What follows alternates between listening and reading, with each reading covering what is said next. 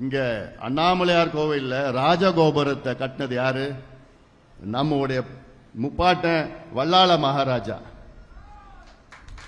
எத்தனை பேருக்கு தெரியும் தெரியல எனக்கு.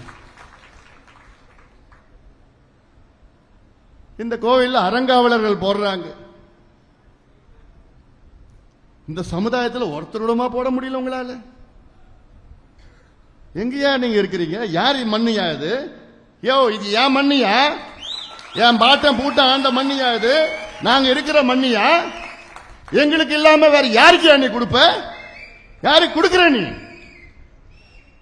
என் பாட்டன் பூட்டம் தான் இந்த கோவில் ராஜகோபுரத்தில் கட்டினது. ஏன் அவங்க வாரிசை கொடு, இல்லாட்டி சமுதாயத்தில் கொடு. யார் யாருக்கு கொடுத்துட்டு போறீங்க அறங்காவலர் பதவிய? எந்த ஊர்ல இருக்கிறீங்க நீங்க? நாங்களும் பார்த்து பார்த்து தான் இருக்கிறோம். நாங்க பழைய மாதிரி அரசியல் பண்ணணும் வேற விதமா ஆயிடும். அதெல்லாம் நாங்களும் படிக்கணும், வேலைக்கு போகணும், முன்னேறணும், எங்களுக்கு ஆதங்கம் இருக்கு. நானும் சொல்லியிருக்கேன், இந்த மாநாட்டில் சொன்னேன், நான் என் தம்பிங்க மேல ஒரு வழக்கு கூட வரக்கூடாது. டேய், நீ படிடா, படிச்சு வேலைக்கு போடா, உன் குடும்பத்தை காப்பாத்துடா, அப்புறம் தான் அரசியலுக்கு வாடான்னு சொல்றேன். நான் நாங்க டீசன்ட் டெவலப்மெண்ட் பாலிடிக்ஸ் பண்ணணும்னு ஆசைப்படுறோம்.